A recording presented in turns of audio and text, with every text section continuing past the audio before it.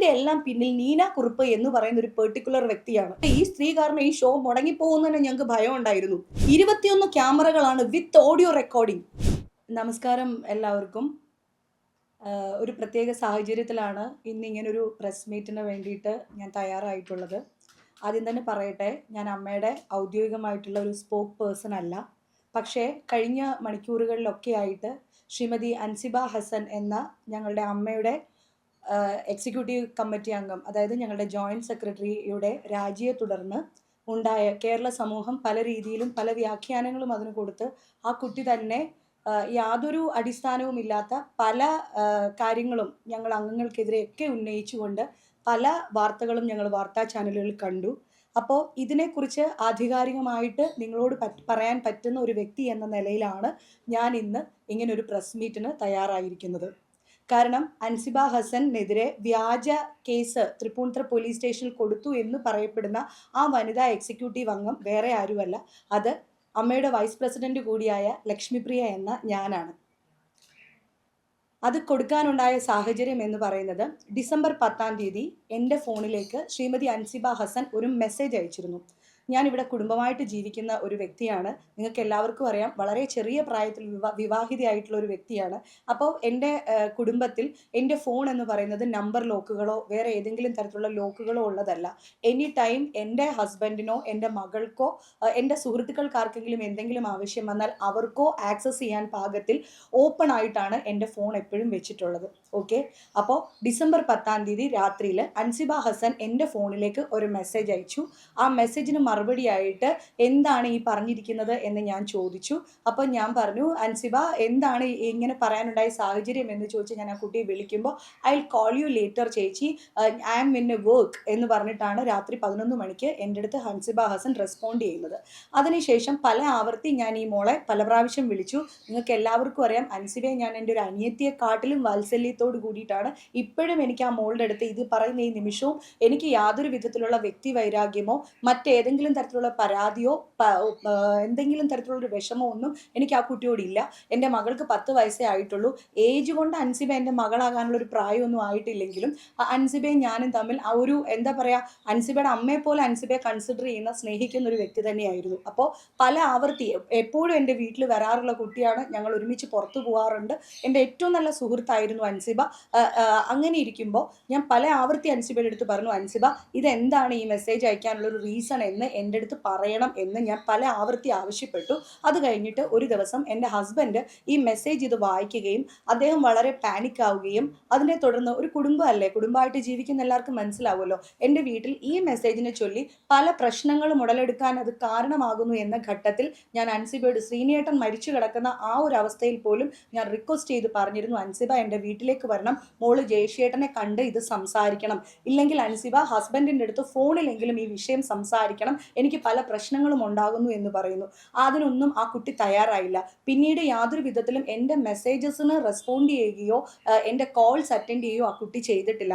യാതൊരു നിവൃത്തിയുമില്ലാതെ എൻ്റെ കുടുംബജീവിതം ഒരു മോശമാകുന്ന ഒരു ഘട്ടത്തിലേക്ക് എത്തുന്നു എന്ന് വന്നപ്പോഴാണ് നമ്മളുടെ ഇവിടെ ഹിൽ പാലസ് വനിതാ സെല്ലിൽ ഞാൻ ജനുവരി ഒരു മധ്യത്തോടു കൂടിയിട്ടാണ് എന്നാണ് എൻ്റെ ഓർമ്മ, അന്ന് ഞാൻ അവിടെ കൊണ്ടുവന്ന് പരാതി കൊടുക്കുന്നത്. അതിൽ ഈ പറയുന്ന മതമോ വർഗീയതയോ ക്ഷേത്രത്തിൻ്റെ സ്പോൺസർഷിപ്പോ ആയിട്ടുള്ള യാതൊരു കാര്യങ്ങളും ഞാൻ പറഞ്ഞിട്ടില്ല. ഞാൻ ഈ ഒരു വിഷയം മാത്രമേ, അൻസിബയുടെ പേരിൽ ഒരു FIR ഇടണമെന്നോ കേസ് രജിസ്റ്റർ ചെയ്യണമെന്നോ പോലും ഞാൻ ആവശ്യപ്പെട്ടിട്ടില്ല.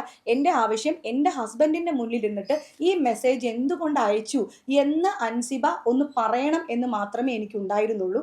അപ്പോൾ ഈ കുട്ടി ആരൊക്കെ കോണ്ടാക്ട് ചെയ്തിട്ടും വരാൻ കൂട്ടാക്കാത്തതിനെ തുടർന്നിട്ടാണ് ഞാൻ ഈ ഹിൽ പാലസ് വനിതാ സെല്ലിൽ കൊണ്ടുവന്ന് അൻസിബയ്ക്കെതിരെ കംപ്ലൈൻറ്റ് കൊടുത്തത്. ആ കംപ്ലൈൻറ്റിൽ ഈ ഒരു 2 വരി മാത്രമേ പറഞ്ഞിട്ടുണ്ടായിരുന്നുള്ളൂ. എന്നാൽ ഇതിനെ തെറ്റിദ്ധരിച്ച അൻസിബയാണ് ഞങ്ങളുടെ സ്പോൺസർഷിപ്പുമായിട്ട് ബന്ധപ്പെട്ടിട്ട് അൻസിബ മാത്രമല്ല, ക്ഷേത്രത്തിലെ സ്പോൺസർഷിപ്പ് വേണ്ട എന്ന് പറഞ്ഞ ഏക വ്യക്തി അൻസിബ മാത്രമാണ് എന്നാണ് അൻസിബ വിചാരിക്കുന്നത്. അങ്ങനെയല്ല, ക്ഷേത്രവുമായിട്ട് ബന്ധപ്പെട്ട സ്പോൺസർഷിപ്പ് വേണ്ട എന്ന് പറഞ്ഞ നിരവധി പേരുണ്ട്. അൻസിബ മാത്രം പറഞ്ഞെങ്കിലല്ലേ അൻസിബയ്ക്കെതിരെ അതൊരു അലിഗേഷൻ ആയിട്ട് വരുള്ളൂ. ഒരാൾക്ക് ഇത് ചെയ്യേണ്ട എന്നൊരു എതിരഭിപ്രായം പറയുമ്പോൾ അതെങ്ങനെയാണ് ഒരു അലിഗേഷൻ ആയിട്ട് മാറുന്നത് എന്ന് എനിക്ക് മനസ്സിലാവുന്നില്ല. അപ്പോൾ അൻസിബയാണ് ഇത്, ഞാൻ എക്സിക്യൂട്ടീവ് അംഗങ്ങളെയോ മറ്റൊരു മനുഷ്യരെയോ അറിയിച്ചിരുന്നില്ല. ചെവി അറിയാണ്ട് വളരെ ഗോപ്യമായിട്ട് ഈ സ്റ്റേഷനിൽ പോയി ഞാൻ പരാതി കൊടുക്കുന്നു. പോലീസ് സ്റ്റേഷനിൽ നിന്ന് അൻസിബയെ പല ആവർത്തി വിളിച്ചു കഴിഞ്ഞപ്പോൾ അൻസിബയാണ് ഇതിന് മത തീവ്രവാദം ആരോപിച്ചുകൊണ്ടും അൻസിബയെ ജിഹാദി എന്ന് ആരോ പരാമർശിച്ചു, അതിനൊക്കെ വേണ്ടിയിട്ടാണ് ഈ കേസ് ഞാൻ കൊടുത്തിരിക്കുന്നത് എന്ന് പറഞ്ഞുകൊണ്ട് ഞങ്ങളുടെ എക്സിക്യൂട്ടീവ് കമ്മിറ്റി ഗ്രൂപ്പിലേക്ക് പിന്നെ ജനുവരി 24 അൻസിബ ലോങ് മെസ്സേജ് ഇടുന്നത്. ആ സമയത്ത് ഞാൻ അൻസിബയോട് പറഞ്ഞു, മോളെ ഇതൊക്കെ വളരെ സെൻസിറ്റീവ് ആയിട്ടുള്ള മാറ്റേഴ്സ് ആണ്, ഇത്തരം കാര്യങ്ങളൊന്നും നമ്മൾ തൊട്ട് കളിക്കാനായിട്ട് പാടില്ല, സമൂഹത്തിൽ വളരെയധികം പ്രത്യാഘാതങ്ങൾ ഉണ്ടാക്കുന്ന കാര്യമാണ് മോളെ, ഈ ഒരു മാറ്റർ മാത്രമേ ഞാൻ സംസാരിച്ചിട്ടുള്ളൂ, നീ അതിന് വന്നിട്ട് പ്രതികരിക്കുക, വേറെ യാതൊരു കാര്യങ്ങളും ഇതിനകത്തില്ല എന്ന് പറഞ്ഞു. അപ്പോൾ എക്സിക്യൂട്ടീവ് അംഗങ്ങൾ മുതിർന്നവർ ഇടപെടണം എന്ന് പറഞ്ഞപ്പോൾ ഞാൻ പറഞ്ഞു, ഇത് എൻ്റെ കുടുംബ വിഷയമാണ്, ഈ കുടുംബ വിഷയത്തിൽ കാരണക്കാരി എന്ന് പറയുന്നത് അൻസിബയാണ്. ഈ അൻസിബയും ഞാനും മാത്രമായിട്ടുള്ള ഒരു പ്രശ്നത്തിൽ യാതൊരു എക്സിക്യൂട്ടീവ് കമ്മിറ്റി അംഗങ്ങളും അറിയാനോ, ഇത് ഇപ്പൊ പോലും എനിക്ക് വളരെയധികം ലജ്ജയുണ്ട്. ഈ ഒരു സമൂഹത്തിന്റെ മുന്നിൽ ഇങ്ങനെ വന്നിരുന്ന് പറയേണ്ടി വരുന്നതിൽ എനിക്ക് വളരെയധികം ലജ്ജയുണ്ട്. മനസ്സിലായില്ലേ? അപ്പം ആ വിഷമത്തിൽ ഞാൻ പറഞ്ഞു, ഒരു മനുഷ്യരും ഇതിൽ ഇടപെടേണ്ട, ഇത് അവിടെ വന്നിട്ടൊന്ന് പരിഹരിച്ചാൽ മാത്രം മതി എന്നാണ് ഞാൻ റിക്വസ്റ്റ് ചെയ്തത്. അല്ലാതെ തീവ്രവാദമെന്നോ ജിഹാദെന്നോ മറ്റ് ഈ ക്ഷേത്രത്തിന്റെ സ്പോൺസർഷിപ്പ് സ്വീകരിച്ചതിനെ പറ്റിയിട്ടുള്ള പ്രശ്നങ്ങളോ യാതൊരു കാര്യങ്ങളും ഉണ്ടായിട്ടില്ല എന്ന് ഞാൻ പറയാൻ ആഗ്രഹിക്കുകയാണ്.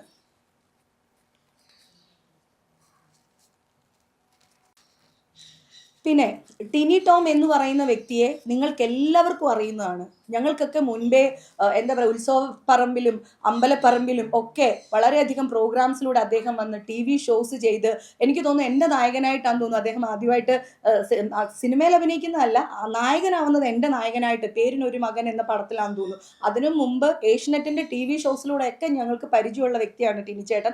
ടിനി ടോം എന്ന് പറയുന്ന വ്യക്തിയെ നേരിട്ട് അറിയുന്ന എല്ലാവർക്കും അറിയാം, അദ്ദേഹം ഇത്തരത്തിലൊരു പരാമർശം നടത്തുകയോ ഇങ്ങനെ ഇടപെടുകയോ ചെയ്യുന്ന ഒരു വ്യക്തിയല്ല. സ്ത്രീകളെ ഏറ്റവും അധികം ബഹുമാനിക്കുകയും ഏറ്റവും സന്തോഷത്തിൽ രസത്തിൽ തോളിൽ കൈയിട്ട് ചേർന്ന് സംസാരിക്കുകയൊക്കെ ചെയ്യാൻ പറ്റുന്ന, ഏത് പാതിരാത്രി നമുക്ക് അദ്ദേഹത്തിനെ കോണ്ടാക്ട് ചെയ്യാൻ പറ്റുന്ന വളരെ നല്ല സൗഹൃദം സൂക്ഷിക്കുന്ന ഒരു വ്യക്തിയാണ്. അപ്പം ആ അദ്ദേഹത്തിനെതിരെ ഇത്തരം പരാതികൾക്കെല്ലാം ഉറവിടം എന്ന് പറയുന്നത് ഞങ്ങളുടെ സെക്രട്ടറിയും ഇപ്പോൾ ഈ പറഞ്ഞിരിക്കുന്ന എല്ലാ കഥകളുടെയും പിന്നിൽ നിങ്ങൾ ശ്രദ്ധിച്ചാൽ മനസ്സിലാവും, ഇതിൻ്റെ എല്ലാം പിന്നിൽ നീന കുറുപ്പ് എന്ന് പറയുന്ന ഒരു പെർട്ടിക്കുലർ വ്യക്തിയാണ്. അല്ലേ? നീന കുറുപ്പ് പറയുന്നത്, ജിഹാദി എന്ന് നീന കുറുപ്പ് പറയുന്നത് അൻസിബ ഹസൻ കേട്ടു എന്നാണ് അൻസിബ ഹസൻ പറഞ്ഞിരിക്കുന്നത്. അൻസിബ ഹസനോട് ടിനി ടോം പറയുന്നത് അൻസിബ ഹസൻ കേട്ടിട്ടില്ല, ഈ നീന കുറുപ്പ് പറഞ്ഞത് കേട്ടു എന്നാണ് പറയുന്നത്. ഇനി അൻസിബെ പറ്റി ഞാൻ മറ്റൊരു കാര്യം പറഞ്ഞുതരാം. ഞങ്ങളുടെ എക്സിക്യൂട്ടീവ് കമ്മിറ്റി സ്റ്റാർട്ട് ചെയ്ത ദിവസം ഇപ്പോഴും എക്സിസ്റ്റിംഗ് ആയിട്ടുള്ള ഞങ്ങളുടെ ഒരു കമ്മിറ്റി മെമ്പർ, ആ കമ്മിറ്റി മെമ്പറും മറ്റൊരു മെമ്പർ, അതായത് ഇപ്പൊ പുതിയതായിട്ട് ഞങ്ങളുടെ പിന്നെ ഭരണസമിതിയിലേക്ക് വന്ന ഒരു എക്സിക്യൂട്ടീവ് കമ്മിറ്റി അംഗവും ചേർന്ന് വേറൊരു കമ്മിറ്റിയിൽ ഇല്ലാത്ത മറ്റൊരു ഞങ്ങളുടെ പിന്നെ ഒരു അംഗത്തിൻ്റെ അടുത്ത് ഈ കുട്ടിയെ പറ്റി അവിഹിത കഥകൾ പറഞ്ഞു എന്ന് പറഞ്ഞിട്ടാണ് ഡേ 1, അതായത് ഫസ്റ്റ് ഈസി അൻസിബ ഹസൻ സ്തംഭിപ്പിച്ചിട്ടുണ്ട് അവിടെ. അൻസിബ ഹസൻ ഇത് സ്തംഭിപ്പിക്കുന്നത് ഈ കുട്ടിയെ പറ്റിയിട്ട് വേറൊരാളോട് ഞങ്ങളുടെ കമ്മിറ്റിയിലുള്ള 2 പേര് അവിഹിത കഥകൾ പറഞ്ഞു എന്ന് പറഞ്ഞിട്ടാണ് പറയുന്നത്. അപ്പോൾ അൻസിബ ഇത് വളരെ യൂഷ്വലായിട്ട് ഉപയോഗിക്കുന്ന ഒരു വാക്കാണ് ഈ അവിഹിതം എന്ന് പറയുന്ന ഒരു വാക്ക്.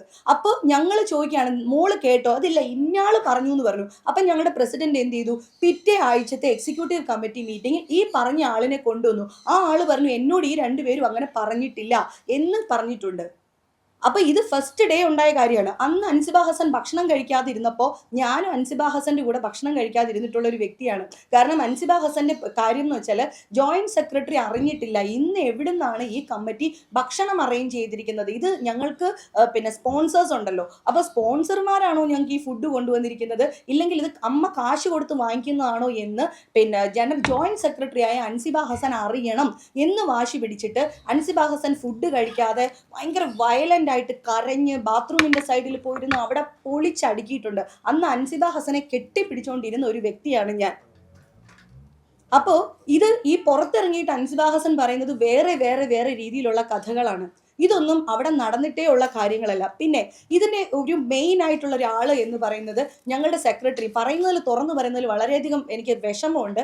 ഞങ്ങളുടെ സെക്രട്ടറി നീന കുറുപ്പ് തുടങ്ങിയ കുറച്ച് പേരാണ് ഈ എന്താ പറയാ ഈ ഗൂഢാലോചന എന്ന് പറയുന്നത് ഞങ്ങൾക്കൊക്കെ എതിരെയാണ് നടക്കുന്നത്.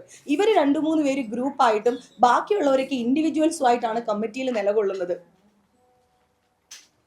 അപ്പോൾ ഈ സെക്രട്ടറി അൻസിബ ഹസനെ കുറിച്ച് പറഞ്ഞു എന്ന് പറഞ്ഞിട്ട് ഞങ്ങളുടെ എക്സിക്യൂട്ടീവ് കമ്മിറ്റി അംഗം, അതായത് മലയാളത്തിലെ ഒരു മഹാനടനെയും അൻസിബ ഹസൻ എന്ന് പറഞ്ഞ ഈ പെൺകുട്ടിയും ചേർത്ത് അവിഹിത കഥകൾ പറഞ്ഞിട്ടുണ്ട് എന്ന് പറഞ്ഞിട്ട് ദേ ഞങ്ങളുടെ എല്ലാ ഫോണിലുണ്ട്. എക്സിക്യൂട്ടീവ് കമ്മിറ്റി അംഗം ഞങ്ങൾക്ക് തന്ന പരാതിയിൽ അത് കിടപ്പുണ്ട്. അതിനെക്കുറിച്ച് എന്താണ് അൻസിബ ഹസൻ ഒരിടത്തും പരാമർശിക്കാത്തത്? എന്തുകൊണ്ടാണ്? എന്ത് അവിഹിത കഥകളാണ് അൻസിബ ഹസനെ കുറിച്ച് ബാക്കിയുള്ളവർ പറഞ്ഞുകൊണ്ടിരിക്കുന്നത്? പിന്നെ ഞങ്ങളുടെ ഓഫീസ് എന്ന് പറയുന്ന ഒരു ചാരിറ്റി ഓർഗനൈസേഷൻ ആണ്. ഇത് കേരള സമൂഹം ഉറ്റുനോക്കുന്നത് എന്ന് വെച്ചാൽ വളരെ മഹാന്മാരായിട്ടുള്ള അംഗങ്ങളൊക്കെ ആളുകളൊക്കെ ഞങ്ങളുടെ കമ്മിറ്റിയിൽ അംഗങ്ങളായിട്ടിരിക്കുന്നത് കൊണ്ടാണ്. അപ്പോൾ എന്താ പറയുക, ഈ രാജ്യം ഭരിക്കുന്ന പ്രധാനമന്ത്രിയെ കാട്ടിലും അല്ലെങ്കിൽ പ്രധാനമന്ത്രിയെ പോലെ ഇല്ലെങ്കിൽ രാജ്യത്തിൻ്റെ രാഷ്ട്രപതിയെ പോലെയുള്ള അത്രയും മീഡിയ അറ്റൻഷനുള്ള ആൾക്കാരുള്ളത് കൊണ്ടായിരിക്കും ഞങ്ങളുടെ സംഘടനയ്ക്ക് ഇത്രയധികം മീഡിയ അറ്റൻഷൻ എന്ന് ഞാൻ വിചാരിക്കുന്നു. കാരണം കഴിഞ്ഞ ദിവസങ്ങളിലെല്ലാം വന്നുകൊണ്ടിരിക്കുന്ന വാർത്തകളെന്ന് പറയുന്നത് അമ്മ എന്ന് പറയുന്നത് യാതൊരു വിധത്തിലുള്ള സ്റ്റാറ്റ്യൂട്ടറി അധികാരങ്ങളും ഉള്ള ഒരു സംഘടനയല്ല. ഇത് സിനിമയിൽ പ്രവർത്തിക്കുന്ന അംഗങ്ങളുടെ വെൽഫെയറിന് വേണ്ടിയിട്ട്, അതായത് നടീനടന്മാരുടെ വെൽഫെയറിന് വേണ്ടി മാത്രം ഉള്ള ഒരു സംഘടനയാണ്. പക്ഷേ ആ സംഘടനയുടെ വാർത്തകൾ ജനം ഉറ്റുനോക്കുന്നത് എന്താന്ന് വെച്ചാൽ ഇത്തരം ആൾക്കാർ ഞങ്ങളുടെ അംഗങ്ങളായിട്ടുള്ളത് കൊണ്ട് തന്നെയാണ്. അപ്പൊ അവിടെ ഞങ്ങൾ മറ്റേ പ്രസിഡന്റ് ഉൾപ്പെടെയുള്ള ആൾക്കാർ അറിയാതെ പല കാര്യങ്ങളും അവിടെ നടക്കുന്നുണ്ട്. അപ്പോൾ ഏറ്റവും ആദ്യം ഈ ഇവർ ചെയ്യുന്ന മോശമായിട്ടുള്ള കാര്യങ്ങളെ ചോദ്യം ചെയ്യുന്ന വ്യക്തികളെ ടാർഗറ്റ് ചെയ്ത് ഒതുക്കുക എന്ന് പറയുന്ന ഒരു നടപടിയാണ് ഇപ്പോൾ അവിടെ നടന്നുകൊണ്ടിരിക്കുന്നത്. കഴിഞ്ഞ ഒരു മാസം ഈ കഴിഞ്ഞ എക്സിക്യൂട്ടീവ് കമ്മിറ്റി, അതായത് എനിക്ക് തോന്നുന്നു മെയ് 16-ാം തീയതിയോ 14-ാം തീയതി മറ്റായിരുന്നു ഞങ്ങളുടെ എക്സിക്യൂട്ടീവ് കമ്മിറ്റി. അതിനുശേഷം ഒരു മാസത്തേക്ക് എനിക്ക് വിലക്കാണ്. അത് നിങ്ങൾ മാധ്യമങ്ങൾ അറിഞ്ഞിട്ടുണ്ടോ? എനിക്ക് അമ്മയുടെ ഓഫീസിലേക്ക് ഇപ്പം ഐ കെയർ ഇതൊക്കെ നടക്കുകയാണ് ഞങ്ങളുടെ പിന്നെ ഓഫീസിൽ. എനിക്ക് പോകാനായിട്ട് നിവൃത്തിയില്ല. കാരണം ഒരു മാസത്തേക്ക് നീന കുറുപ്പിനെ പ്ലീസ് ചെയ്യിപ്പിക്കാൻ വേണ്ടിയിട്ട് കുക്കു പരമേശ്വരൻ എനിക്ക് വിലക്ക് തന്നിരിക്കുന്നതാണ്. മനസ്സിലായില്ലേ? ഇതൊന്നും ഞങ്ങൾ മീഡിയയുടെ മുന്നിൽ ഞങ്ങൾ സ്പോക്ക് പേഴ്സൺസ് അല്ലാത്തതുകൊണ്ട് ഞങ്ങൾക്ക് സംസാരിക്കാൻ അനുവാദമില്ലാത്തതുകൊണ്ട് സംസാരിച്ചുകൂടാ. പക്ഷേ നമ്മളെ വ്യക്തിപരമായിട്ട് ബാധിക്കുന്ന കാര്യങ്ങളാകുമ്പോൾ ഞങ്ങൾക്ക് സംസാരിക്കാതിരിക്കാൻ പറ്റാത്തത് കൊണ്ട് മാത്രമാണ് ഇവിടെ വന്നിരുന്ന് ഇങ്ങനെ സംസാരിക്കുന്നത്. അപ്പോൾ ഞങ്ങളുടെ പിന്നെ ഒരു അധോലോക പ്രസ്ഥാനം പോലെയാണ് ഞങ്ങളുടെ ഓഫീസിനെ സെക്രട്ടറിയും പരിവാരങ്ങളും കൂടെ ചേർന്നാക്കിയിരിക്കുന്നത്. 21 ക്യാമറകളാണ് വിത്ത് ഓഡിയോ റെക്കോർഡിംഗ്. നിങ്ങളൊക്കെ ഓരോ പ്രൈവറ്റ് ഫേമിൽ വർക്ക് ചെയ്യുന്ന ആൾക്കാരല്ലേ? നിങ്ങളുടെയൊക്കെ ഓഫീസുകളിൽ ഇങ്ങനെയാണോ? ഞങ്ങൾക്ക് അവിടെ പോയാൽ അംഗങ്ങൾക്ക് അങ്ങോട്ടും ഇങ്ങോട്ടും സംസാരിക്കാനുള്ള സ്വാതന്ത്ര്യം ഇല്ല. ഞങ്ങൾ പറയുന്നത് ഈ സെക്രട്ടറിയും എന്താ പറയാ അതുപോലെയുള്ള ആൾക്കാർ പല ഭാഗങ്ങളിൽ ഇരുന്ന് കാണുകയാണ്. പ്രസിഡന്റ് ആക്സസ് വാങ്ങിച്ചിട്ടില്ല, പ്രസിഡന്റിനെ അറിയിക്കുന്നില്ല, ഓഫീസിൽ നടക്കുന്ന കാര്യങ്ങൾ അറിയിക്കുന്നില്ല. പിന്നെ ഫസ്റ്റ് എനിക്കെതിരെ ഇവർക്ക് പ്രശ്നം വരാനുള്ള കാര്യം എന്ന് പറഞ്ഞാൽ, ഇവരൊക്കെ കുക്കു പരമേശ്വരൻ എന്ന ഞങ്ങളുടെ ഇപ്പോഴത്തെ സെക്രട്ടറി മീഡിയയിൽ വന്ന് പറഞ്ഞിട്ടുണ്ടായിരുന്നല്ലോ, മെമ്മറി കാർഡ് എന്ന് പറയുന്നത് ഇലക്ഷൻ സ്റ്റണ്ടാണ്, അത്തരത്തിലൊരു കാര്യം ഉണ്ടായിട്ടില്ല എന്ന് പറഞ്ഞിരുന്നല്ലോ. അതേ ആൾക്കാർ തന്നെ ഈ മെമ്മറി കാർഡ് KPSC ലളിത ചേച്ചിയുടെ കയ്യിലാണെന്നും അത് പിന്നെ മരിച്ചു പോയത് കൊണ്ട് ലളിതാമ്മയുടെ കയ്യിൽ നിന്ന് വാങ്ങിക്കാൻ തരമില്ല എന്ന രീതിയിൽ മെമ്മറി കാർഡിന് കമ്മീഷനെ വെച്ചിട്ട് അന്വേഷണ റിപ്പോർട്ട് വന്നിട്ടുണ്ട്. അപ്പോൾ ഈ അന്വേഷണ കമ്മീഷൻ ഉണ്ടാവാനായിട്ട് കാരണക്കാരി ഞാനാണ്. കാരണം ഞാൻ അന്ന് ഈ സംഭവം ഉണ്ട് എന്ന് എനിക്ക് 100% അറിയാം. ഇത് ബാബുരാജിനെയോ അല്ലെങ്കിൽ മറ്റൊരാളെയോ ജയിപ്പിക്കാൻ വേണ്ടിയിട്ടുള്ള ഇലക്ഷൻ സ്റ്റണ്ട് അല്ല എന്ന് 100% എനിക്കറിയാം. കാരണം അന്ന് ആ പരിപാടിയിൽ പങ്കെടുത്ത വ്യക്തി ഞാനാണ്. അതുകൊണ്ട് ഫസ്റ്റ് കമ്മിറ്റിയിൽ EC-യിൽ തന്നെ ഞാൻ പറഞ്ഞു, ഈ മെമ്മറി കാർഡ് ഇഷ്യൂ എന്ന് പറയുന്നത് ശ്രീമതി കുക്കു പരമേശ്വരൻ പറയുന്നത് പോലെ ഒരു ഇലക്ഷൻ സ്റ്റണ്ട് അല്ല, ഇങ്ങനെ ഒരു കാര്യമുണ്ട്, അത് കണ്ടുപിടിക്കണം, അതിനായിട്ട് മെമ്മറി കാർഡ് കമ്മീഷനെ ഉണ്ടാക്കണം എന്ന് പറഞ്ഞ വ്യക്തി ഞാനായതുകൊണ്ട് അന്ന് തൊട്ട് ഞാൻ ടാർഗറ്റഡ് ആണ്. എൻ്റെ പേരിൽ ഇല്ലാത്ത പ്രശ്നങ്ങളില്ല. ഞാനൊരു വളരെ പ്രശ്നക്കാരിയും വളരെ മോശക്കാരിയായിരുന്നു. എന്തുകൊണ്ടോ എനിക്ക് പ്രിയപ്പെട്ട സഹോദരങ്ങളെ, എനിക്ക് ഒരു വരുത്തി തീർത്ത നല്ല കുട്ടി ഇമേജിലൊന്നും ഇരിക്കാൻ എനിക്ക് അറിഞ്ഞൂടാ. ഉള്ള കാര്യങ്ങൾ ഉള്ളതുപോലെ മുഖത്ത് നോക്കി എന്നും ഇനിയും പറയുന്ന ഒരു വ്യക്തി തന്നെയാണ്. എനിക്ക് പറയാനുള്ളത് പറയുകയും എഴുതാനുള്ളത് വളരെ സധൈര്യം എഴുതുകയും ചെയ്യുന്ന ഒരു വ്യക്തിയാണ് ഞാൻ. അപ്പോൾ പക്ഷേ എനിക്ക് ഇത്രയും നാൾ സംസാരിക്കാൻ പറ്റുന്നത് വെച്ചാൽ ഞങ്ങൾക്ക് എല്ലാവർക്കും മാധ്യമ വിലക്കായിരുന്നു, അതുകൊണ്ട് സംസാരിക്കാൻ പറ്റാത്തതുകൊണ്ട് സംസാരിച്ചില്ല. പക്ഷേ ഇന്നത്തത് ഞാൻ പ്രത്യേക സ്പെഷ്യൽ റിക്വസ്റ്റ് എടുത്തിട്ടാണ്. കാരണം ഈ പോക്ക് അത്ര നല്ലതല്ല. പിന്നെ ഇവർ ആദ്യത്തെ കമ്മിറ്റിയിൽ ഒരു 2ാമത്തെ 3ാമത്തെ കമ്മിറ്റി ആകുമ്പോഴത്തേനും ഞങ്ങൾ ആരും അറിയാണ്ട് 18 മൊബൈൽ ഫോൺസ് വാങ്ങിച്ചിരുന്നു കമ്മിറ്റി അംഗങ്ങൾക്ക് എന്ന് പറഞ്ഞിട്ട്. ഞങ്ങൾക്കൊരു സാധനം തരുന്നു എങ്കിൽ അത് ഞങ്ങൾ അറിയണ്ടേ, ഇത് സ്വീകരിക്കാൻ ഞങ്ങൾ തയ്യാറാണോ എന്ന്. അമ്മയ്ക്ക് വേണ്ടിയിട്ട് സ്പെഷ്യലായിട്ടൊരു മൊബൈൽ ഫോണിൻ്റെ ആവശ്യമൊന്നുമില്ല. അങ്ങനെ വേണമെങ്കിൽ ആ ഫോൺ മേടിക്കാൻ കപ്പാസിറ്റി ഉള്ള ആൾക്കാരാണ് ഞങ്ങൾ ഓരോരുത്തരും.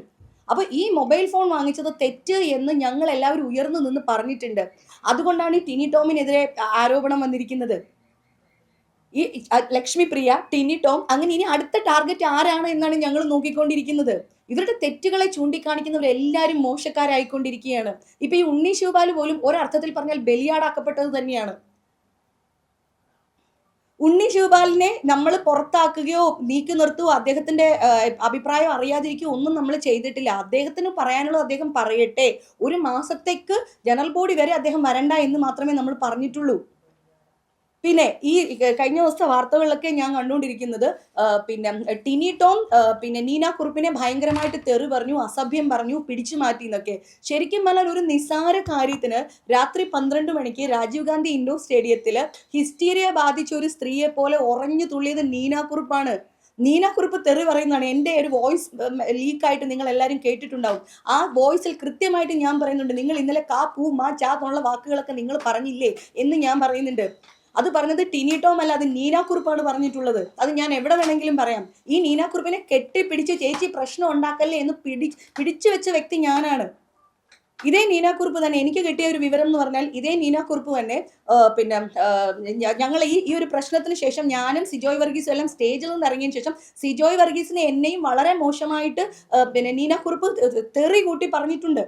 ആ പറഞ്ഞത് കേട്ട ആളുണ്ട്. പക്ഷെ ഞങ്ങൾക്ക് ചോദിക്കാൻ പറ്റുമോ? ഇപ്പൊ അൻസിബ ചാനലുകളിൽ പറയുന്ന പോലെ അവര് ഞങ്ങളോട് പറഞ്ഞായിരുന്നു എന്ന് പറഞ്ഞിട്ട് നമ്മൾ കേൾക്കാത്തൊരു കാര്യത്തിന് നമുക്ക് റെസ്പോണ്ട് ചെയ്യാനായിട്ട് പറ്റുമോ? പറ്റില്ലല്ലോ. അതുകൊണ്ട് ഞങ്ങൾ പറഞ്ഞിട്ടില്ല. അതിനുശേഷം ഈ കുടുംബ സംഗമത്തിന് ഈ തലേദിവസം ഞങ്ങളെ വളരെ ഈ സ്ത്രീ കാരണം ഈ ഷോ മുടങ്ങിപ്പോകുന്നതിന് ഞങ്ങൾക്ക് ഭയം ഉണ്ടായിരുന്നു. അതിനുശേഷം വളരെ പ്രഷർ ചെയ്ത് വളരെ ബുദ്ധിമുട്ടിയിട്ടാണ് രാത്രി 2 മണിക്കോ 3 മണിക്കോ ഒക്കെയാണ് ഞങ്ങൾ വീട്ടിൽ വന്ന് ഉറങ്ങുന്നത്. പിറ്റേ ദിവസം ഇവർ മൂലം ഒരു പ്രശ്നം ഉണ്ടായി എന്ന വിചാരത്തിലാണ് ഞങ്ങൾ 17 പേര് മാത്രം അടങ്ങുന്ന വാട്സപ്പ് ഗ്രൂപ്പിലേക്ക് ഞാൻ ആ ഓഡിയോ സന്ദേശം അയക്കുന്നത്. ഇതിനെക്കാട്ടിലും മോശമായിട്ടുള്ള പല മെസ്സേജസും പല കാര്യങ്ങളും ഞങ്ങളുടെ ഗ്രൂപ്പിൽ വന്നിട്ടുണ്ട്. പക്ഷേ ഞങ്ങൾ ആരും ഇതുവരെ ഇതൊന്നും ലീക്ക് ചെയ്തിട്ടില്ല. അപ്പോൾ ഈ സെക്രട്ടറി അയച്ച അതിന്റെ മറുപടി പോലും ഞാൻ ഇതുവരെ എൻ്റെ ഫോണിൽ ഞാൻ ഇതുവരെ ഓപ്പൺ ചെയ്ത് കേട്ടിട്ടില്ല. പിറ്റേ ദിവസം മുതൽ എൻ്റെ മെസ്സേജ് ഞങ്ങളുടെ അംഗങ്ങൾക്കിടയിൽ വ്യാപകമായിട്ട് പ്രചരിക്കാനായിട്ട് തുടങ്ങി. ഈ മെസ്സേജ് പ്രചരിച്ച് പോയി പോട്ടെ, പോകുന്ന പോലെ പോട്ടെ, ഞാൻ പറഞ്ഞതല്ലേ എന്ന് ഞാനും സമാധാനിച്ചിരുന്നു. അതിനുശേഷമാണ് ഇവിടുത്തെ പിന്നെ ഓൺലൈൻ മാധ്യമങ്ങളെല്ലാം ഇത് റിപ്പോർട്ട് ചെയ്യാൻ തുടങ്ങി വിത്ത് സെക്രട്ടറിയുടെ വോയിസ്. അതിനും ശേഷമാണ് 9 ദിവസത്തിന് ശേഷമാണ് സെക്രട്ടറി ഒരു ഓൺലൈൻ മീറ്റിംഗ് വെക്കുന്നത്. ആ ഓൺലൈൻ മീറ്റിംഗിൽ ഇതിന്റെ പിന്നിൽ നടന്ന കാര്യം എന്താണെങ്കിലും, ഞാനത് പറയാനുണ്ടായ സാഹചര്യം എങ്ങനെയാണെങ്കിലും ഒരു മുതിർന്ന വ്യക്തിയോട് ഞാനത് പറയാൻ പാടില്ലായിരുന്നു എന്ന് പറഞ്ഞിട്ട് 2 തവണ ഞാൻ ആ മീറ്റിംഗിൽ സോറി പറഞ്ഞിട്ടുണ്ട്. അതിനുശേഷം സെക്രട്ടറിക്ക് ഔദ്യോഗികമായിട്ട് അയച്ച കത്തിലും ഞാൻ അവർക്ക് സോറി പറഞ്ഞിട്ടുണ്ട്. അതിനുശേഷം വെച്ച എക്സിക്യൂട്ടീവ് കമ്മിറ്റി മീറ്റിംഗിൽ ഡയറക്റ്റായിട്ട് ഞാൻ സോറി പറഞ്ഞിട്ടുണ്ട്. അപ്പോഴും ഇവർക്ക് ആവശ്യം ഇതിനെക്കുറിച്ച് അന്വേഷിക്കുന്നതിന് വേണ്ടിയിട്ട് ഒരു ഡിസിപ്ലിനറി കമ്മിറ്റി ഉണ്ടാക്കണം എന്നുള്ളതായിരുന്നു ഇവരുടെ ആവശ്യം. പ്രസിഡന്റ് പറയുന്നുണ്ട് അതിൻ്റെ ആവശ്യമില്ല, ഇതിൽ ഇൻക്ലൂഡഡ് ആയിട്ടുള്ള വേറൊരു വ്യക്തിയെ സ്റ്റേജിലേക്ക് വിട്ടില്ല എന്നതാണല്ലോ പറയുന്നത്. നമുക്ക് അടുത്ത മീറ്റിംഗിൽ നമുക്ക് ആ കുട്ടിയെയും കൂടി കൊണ്ടുവരാം, ഇങ്ങനെ ഒരു കാര്യം ഉണ്ടായിട്ടുണ്ടോ എന്ന് നമുക്ക് ചോദിച്ചറിയാം എന്ന് പറയുമ്പോൾ ഇവരതിനെ എഗെയിൻസ്റ്റ് ആയിട്ട് നിൽക്കുകയും ഇവര് ഒരു പിന്നെ എൻക്വയറി ഡിസിപ്ലിനറി കമ്മീഷൻ എന്ന് പറഞ്ഞിട്ട് അത് കൊണ്ടുപോവുകയും ചെയ്തു. അമ്മയുടെ 95,000 രൂപയാണ് 3 ദിവസത്തെ വിസിറ്റിങ്ങിന് വേണ്ടിയിട്ട് ചാർജ് ചെയ്യപ്പെട്ടിരിക്കുന്നത്. നിങ്ങൾ മനസ്സിലാക്കണം, ഇവിടെ പാവപ്പെട്ട മരുന്ന് വാങ്ങിക്കാൻ നിവൃത്തിയില്ലാത്ത, ചികിത്സിക്കാൻ നിവൃത്തിയില്ലാത്ത പാവപ്പെട്ട ആൾക്കാർക്ക് കൊടുക്കാൻ വേണ്ടിയിട്ട് കൈ നീട്ടി മമ്മൂക്കയും ലാലേട്ടനെയും സുരേഷ് ഏട്ടനെയും ഒക്കെ കാണിച്ച് ഞങ്ങൾ പെട്ടിയിൽ സ്വരുക്കൂട്ടി വെക്കുന്ന പൈസയാണ് ഇതുപോലത്തെ കാര്യങ്ങൾക്ക് വേണ്ടിയിട്ട് ഇവർ ഉപയോഗിച്ചുകൊണ്ടിരിക്കുന്നത്. ഈ 3 മീറ്റിങ്ങിലും ആദ്യത്തെ മീറ്റിങ്ങിൽ തന്നെ ഞാൻ പറയുന്നുണ്ട്, എനിക്ക് കത്തയച്ചപ്പോൾ തന്നെ ഞാൻ പറയുന്നുണ്ട് ഇന്ന ദിവസം വരെ ഞാൻ ഫ്രീ അല്ല. ഞാൻ ഫ്രീ അല്ലാത്ത ദിവസം ഇവർ കമ്മിറ്റി വെച്ചിട്ട് ഇവരെന്തിനാണ് ഞങ്ങളുടെ അമ്മയ്ക്ക് ബാധ്യത ഉണ്ടാക്കി വെക്കുന്നത്? എന്നിട്ട് എന്തായി? അതിൽ ചെയർമാനായിട്ട് വെച്ച വ്യക്തി തന്നെ ഏറ്റവും വലിയ അലിഗേഷൻ വന്നിട്ട് ഇപ്പം അദ്ദേഹം മാറി നിൽക്കേണ്ട അവസ്ഥയും ഉണ്ടായി. പല വിവരങ്ങളും സെക്രട്ടറി സമയാസമയങ്ങളിൽ ഞങ്ങളെ അറിയിക്കുന്നില്ല. ഇനി അൻസിബ ഹസന്റെ രാജിയിലേക്ക് വന്നു കഴിഞ്ഞാൽ അൻസിബ ഹസന്റെ ഇനി ഞാനൊരു കാര്യം പറയട്ടെ. ഇപ്പൊ ഈ നീന കുറുപ്പിന്, എനിക്കെതിരെ നീന കുറുപ്പ് പരാതി തന്നു. ഇങ്ങനെ ഈ പരാതി ഉണ്ട് എങ്കിൽ എന്തുകൊണ്ട് നീന കുറുപ്പ് ഈ മെയ് 12-ാം തീയതിയാണ് ടിനി ടോമിനെതിരെ പരാതി തന്നിരിക്കുന്നത്? എന്തുകൊണ്ട് ഇതിനു മുമ്പ് പരാതിപ്പെട്ടിട്ടില്ല? എന്നെക്കുറിച്ച് പരാതിപ്പെട്ടുവെങ്കിൽ ടിനി ടോമിനെതിരെ ഇവർക്ക് പരാതിപ്പെടാമായിരുന്നല്ലോ. ഇവർ പരാതിപ്പെട്ടിട്ടില്ല. ഇവര് പിന്നെ 100-150 ആൾക്കാർ അന്ന് ആ രാത്രിയിൽ അവിടെ ഉണ്ട്. 50 പേര് ടിനി ടോമിന്റെ സംഘത്തിൽ ചേർന്നാലും 100 പേര് നീന കുറുപ്പ് ഒരു സ്ത്രീയെ ഉപദ്രവിക്കാൻ ശ്രമിക്കുന്നു, ഒരു സ്ത്രീയെ തെറി പറയുന്നു. അപ്പോൾ ഞാൻ ചോദിക്കട്ടെ, നിങ്ങളാണെങ്കിൽ കണ്ടുകൊണ്ടിരിക്കുവോ? നിങ്ങളാണെങ്കിൽ വെറുതെ മിണ്ടാതെ കേട്ടോണ്ടിരിക്കുമോ? ഒരു സ്ത്രീയെ ഇങ്ങനെയൊക്കെ പറയുമ്പോൾ നിങ്ങൾ കേട്ടുകൊണ്ടിരിക്കുവോ? 100 പേര് അവരുടെ ഒരു സ്ത്രീയുടെ പക്ഷം ചേരില്ലേ? ഒരു സ്ത്രീക്ക് നീതി കിട്ടാൻ വേണ്ടിയിട്ട് 100 പേര് അവരെ ചേർത്ത് പിടിക്കില്ലേ? ഞങ്ങൾ 50 പേര് ടിനി ടോമിന്റെ കൂടെ നിൽക്കട്ടെ, ബാക്കി 100 പേരില്ലേ? അത് അവർ ചെയ്തിട്ടില്ല.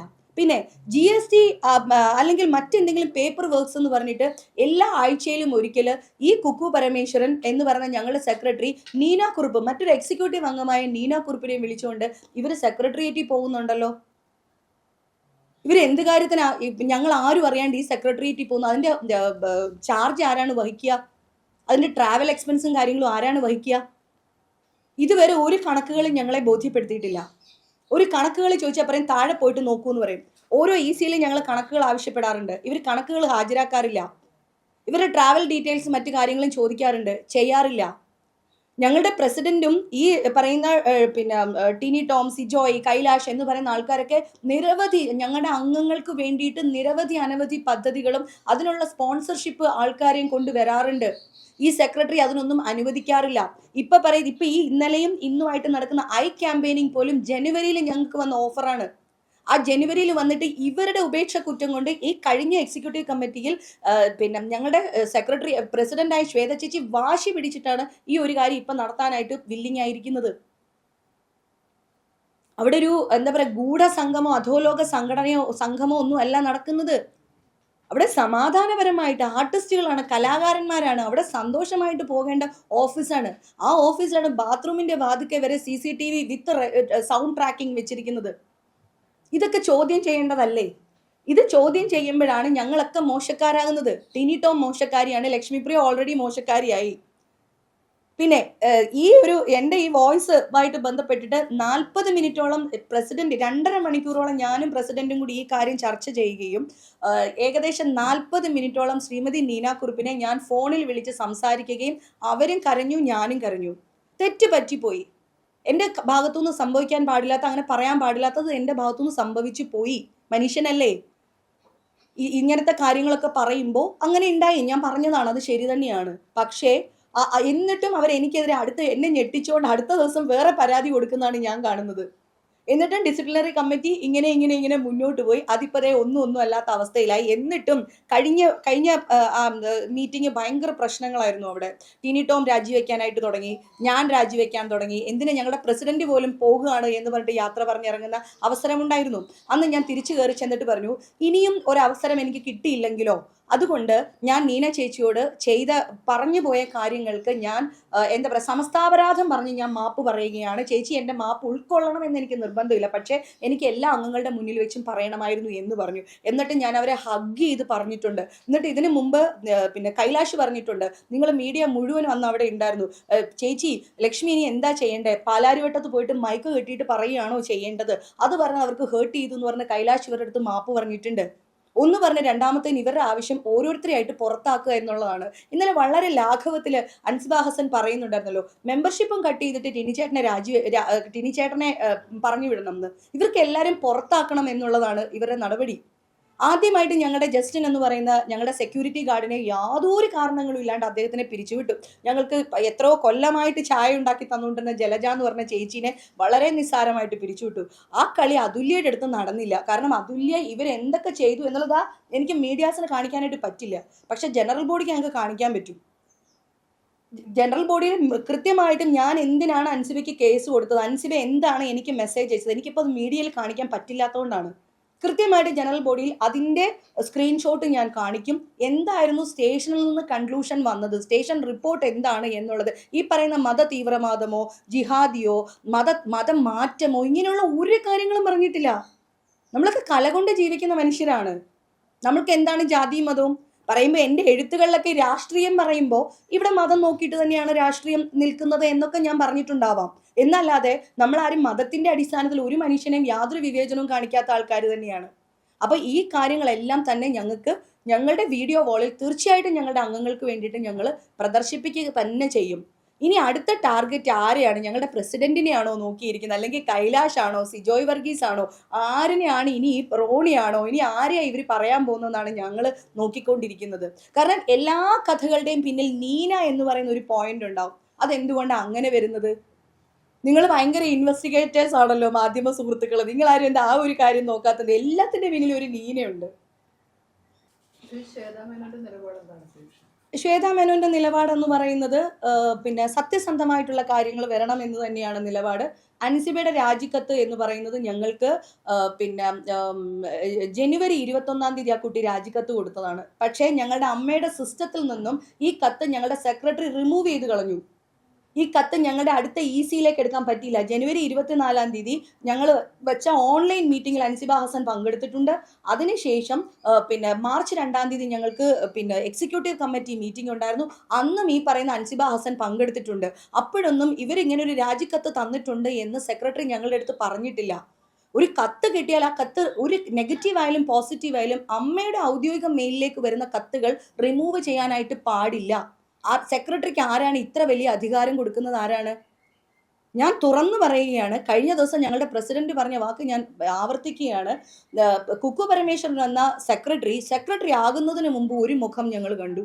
അതിനുശേഷം ഞങ്ങളുടെ സെക്രട്ടറി ആയതിനു ശേഷം മറ്റൊരു സെക്രട്ടറി, പിന്നെ മെമ്മറി കാർഡ് ഇഷ്യൂ നടന്നുകൊണ്ടിരിക്കുമ്പോൾ വേറൊരു സെക്രട്ടറി, പിന്നെ എന്താ പറയുക, ചലച്ചിത്ര അക്കാദമിയുടെ ചെയർപേഴ്സൺ ആയി കഴിഞ്ഞപ്പോൾ വേറൊരു സെക്രട്ടറി, കുടുംബസംഗമത്തിന് വേറെ സെക്രട്ടറി, ഇപ്പൊ എല്ലാം പോയി കഴിഞ്ഞപ്പോൾ ഇപ്പൊ വേറൊരു സെക്രട്ടറി.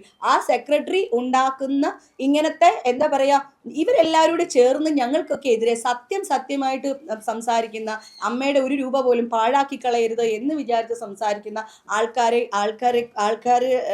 ഒക്കെ മോശക്കാരാക്കാൻ വേണ്ടിയിട്ട് ഇവർ കുറച്ച് പേര് ചേർന്നിട്ട് ചെയ്യുന്ന പരിപാടികളാണിത്. നമ്മളുടെ ബൈലോ പ്രകാരം ഇതൊന്നും പുറത്തു പോയിട്ട് സംസാരിക്കരുത് എന്നുള്ളത് കൊണ്ട് ഞങ്ങൾ കുറച്ചുപേര് ഒന്നും സംസാരിക്കുകയില്ല. സംസാരിക്കുന്നവര് വെച്ചിട്ട് വലിയ മിടുക്കന്മാരാവുകയും ചെയ്യുന്നു. അത് ഒഴിവാക്കാൻ വേണ്ടിയിട്ടാണ് ഇന്ന് നേരിട്ട് സംസാരിക്കണമെന്ന് ഞാൻ വിചാരിച്ചത് പോലും. അമ്മയ്ക്ക് നിരവധി പരാതികൾ കൊടുത്തിട്ടുണ്ട്, പക്ഷെ അതിലൊന്നും ഒരു തീരുമാനം ഉണ്ടായിട്ടില്ല. പരാതികൾ പോലും പരിഗണിക്കുന്ന ഒരു സാഹചര്യം പോലും ഉണ്ടായിട്ടില്ല. ആളുകളെ നോക്കിയാണ് അമ്മ പ്രശ്നം പരിഹരിക്കുന്നത് എന്നാണ് ഇന്നലെ അൻസിബ പറഞ്ഞത്. അങ്ങനെ ഏതാളിനെ നോക്കി എന്ത് പരിഹരിച്ചായിട്ട് അറിയാം? അങ്ങനെയാണെങ്കിൽ ഫസ്റ്റ് മീറ്റിംഗിൽ പ്രശ്നമായിട്ട് വരുന്നത് അൻസിബ ഹസനാണ്. അത് പരിഹരിക്കാൻ വേണ്ടിയിട്ടാണല്ലോ ആ ഒരു പെർട്ടിക്കുലർ വ്യക്തിയെ തന്നെ രണ്ടാമത്തെ മീറ്റിംഗിൽ നമ്മൾ ഹാജരാക്കിയിട്ടുണ്ട്. ആ ആള് കൈമലർത്തി ഇങ്ങനെ ഒരു കാര്യം എന്നോട് ഇവർ രണ്ടുപേരും പറഞ്ഞിട്ടില്ല എന്ന് പറഞ്ഞിട്ടുണ്ട്. അപ്പൊ അൻസിബയുടെ എന്ത് കാര്യമാണ് നമ്മൾ പരിഹരിക്കാതിരുന്നിട്ടുള്ളത്? ഇത് കമ്മിറ്റിയിലേക്ക് വന്നാലല്ലേ, ഞങ്ങൾ അറിയുന്നില്ല, അൻസിബ കൊടുക്കുന്ന പരാതിയോ കാര്യങ്ങളോ അറിയുന്നില്ല. പിന്നെ പ്യോർലി പറഞ്ഞാൽ എൻ്റെ കേസിൽ, അതായത് ഞാൻ ഇങ്ങനെ ഒരു കേസ് കൊടുത്തതുമായിട്ട് ബന്ധപ്പെട്ടിട്ട് ആ പരാതി കമ്മിറ്റി എടുത്തിട്ടില്ല. കാര്യം ഇത് സംഘടനയ്ക്ക് പുറത്തു നിൽക്കുന്ന ഒരു പ്രശ്നമാണ്, ഇതൊരു കുടുംബ പ്രശ്നമാണ്. അത് സംഘടനയ്ക്ക് എങ്ങനെ പരിഹരിക്കാനായിട്ട് പറ്റും? അത് പ്രസിഡന്റ് ചോദിച്ചത് ന്യായമല്ലേ? പിന്നെ അൻസിബ എത്ര മീറ്റിങ്ങുകൾക്ക് അവിടെ വന്നിട്ടുള്ളത്? ഏറ്റവും ലീസ്റ്റ് മീറ്റിങ്ങുകൾ അറ്റൻഡ് ചെയ്തിട്ടുള്ള ഒരു കുട്ടി ചിലപ്പം അൻസിബ ആയിരിക്കും. എന്താണ് ഈ പറഞ്ഞ ഒരു ലെറ്ററിൽ പോലും എനിക്ക് ലൗഡ് സ്പീക്കർ ഇട്ട് അവിടെ സംസാരിക്കുന്നുണ്ട്. ഈ ലൗഡ് സ്പീക്കർ ഇട്ട് സംസാരിക്കുമ്പോൾ വളരെ സന്തോഷമായിട്ട്, ചേച്ചി അത് അപ്രൂവ് ചെയ്താൽ വളരെ സന്തോഷമായിരിക്കും, എനിക്ക് ഒരുപാട് തിരക്കുകളുണ്ട് എന്ന് തന്നെയാണ് ആ കുട്ടി പറഞ്ഞത്. പിന്നെ ഇതിനെല്ലാം കൂടി എങ്ങനെയാണ് ഞാൻ കൊടുത്ത പരാതി വ്യാജ പരാതി ആവുന്നത്? എങ്ങനെയാണ്? നിങ്ങളുടെ കുടുംബത്ത് വേറൊരാളെ കൊണ്ടൊരു ബുദ്ധിമുട്ടുണ്ടായാൽ അവർ വന്നത് പരിഹരിക്കൂ എന്ന് അത്രയും റിക്വസ്റ്റ് ചെയ്ത് പറയുമ്പോൾ അവർ ചെയ്തില്ലെങ്കിൽ നിങ്ങൾ പോയിട്ട് പരാതി കൊടുക്കില്ലേ? അത് ഇരുത്തി പരിഹരിക്കാനായിട്ട് ശ്രമിക്കില്ലേ? ഇപ്പോഴും എനിക്ക് വൈരാഗ്യം ഉണ്ടായിരുന്നെങ്കിൽ, എനിക്കിതൊരു കേസായിട്ട് മുന്നോട്ട് പോകാനായിരുന്നെങ്കിൽ എനിക്ക് കമ്മീഷണർക്കോ അല്ലെങ്കിൽ ഹയർ അതോറിറ്റീസിന് എനിക്ക് കേസ് കൊടുക്കാമായിരുന്നു. ഞാൻ അതൊന്നും ചെയ്തിട്ടില്ല. എനിക്ക് കേസ് അല്ലായിരുന്നു ആവശ്യം, എനിക്കത് പരിഹരിക്കുക എന്നുള്ളതായിരുന്നു ആവശ്യം. അത്രയും ഞാൻ ചെയ്തിട്ടുള്ളൂ. അത് പ്രസിഡന്റിന് എങ്ങനെയാണ് പരിഹരിക്കാൻ പറ്റുന്നത്? ഞാനതിന് വില്ലിങ് ആവണ്ടേ? പ്രസിഡന്റ് എടുക്കാൻ ഞാൻ സമ്മതിക്കില്ല. കാരണം ഇത് എനിക്ക് അവരെ ആരെ അറിയിക്കാൻ താല്പര്യമില്ലായിരുന്നു. ഇത് അൻസിബ വന്ന് കൊട്ടി ഘോഷിച്ചതൊരു വിവാദമാക്കിയത് കൊണ്ടാണ്. അല്ല, അതിന് മുമ്പ് കഴിഞ്ഞ ദിവസം ഉഷ ചേച്ചിയൊക്കെ പറഞ്ഞ് ഞാൻ കേട്ടിട്ടുണ്ടായിരുന്നു, പിന്നെ എന്താണ് അൻസിബയെ ജിഹാദി എന്ന് വിളിച്ചു, മറ്റത് വിളിച്ചു, ഇങ്ങനെ ഒരു പരാമർശങ്ങളും പറഞ്ഞിട്ടില്ല. പറയുന്ന ആരാണ്? പിന്നെ അൻസിബ കേട്ടിട്ടില്ലല്ലോ. നീന കുറുപ്പ് പറയുന്നത് പറഞ്ഞ അൻസിബ കേട്ടു എന്നല്ലേ പറയുന്നത് പോലും.